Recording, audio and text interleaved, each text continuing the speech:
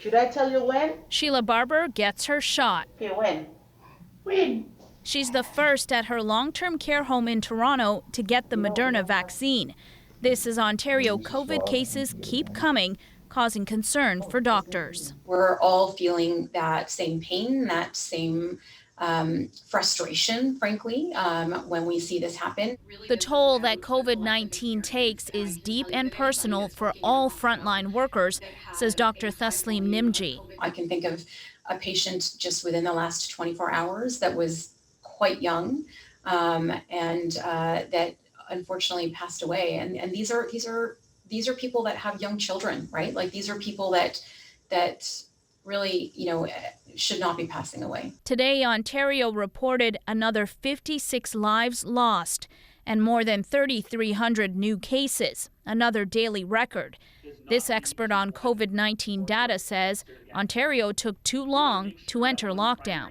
We should be able to bring our cases down to under 1,000 by the third week of January, but it's very important that we do this lockdown right. By then, Ontario's vaccine program, with its 2 vaccines, will be a month in. Criticized for its slow start, it has only administered about 27,000 doses of around 140,000 received. We're not going to be able to vaccinate people fast enough to really change the course of this until far later in the spring. He says things will get worse unless public health measures are strictly applied. With so many lives on the line, Dr. Nimji is trying to hang on to hope.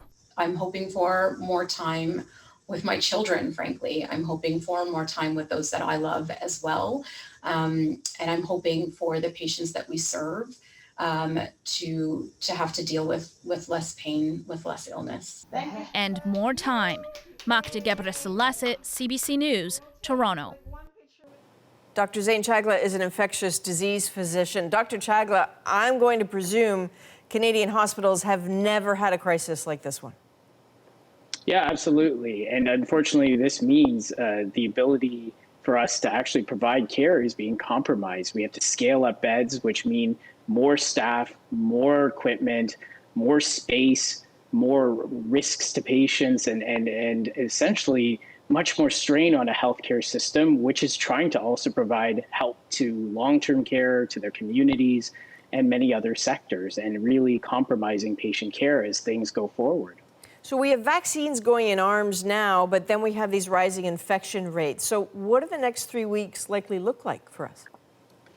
So our vaccines aren't going to show effects for 3 to 6 months. And unfortunately, with the rising rates that are there now, we're going to see hospitalizations rise in 2 to 4 weeks and deaths rise in 2 to 4 weeks.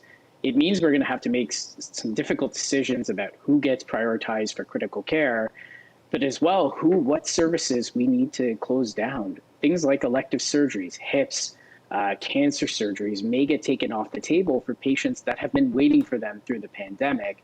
And as much as we want to provide good care, this is just the reality of the situation. Okay, terrifying. Dr. Chagla, thank you very much. No problem.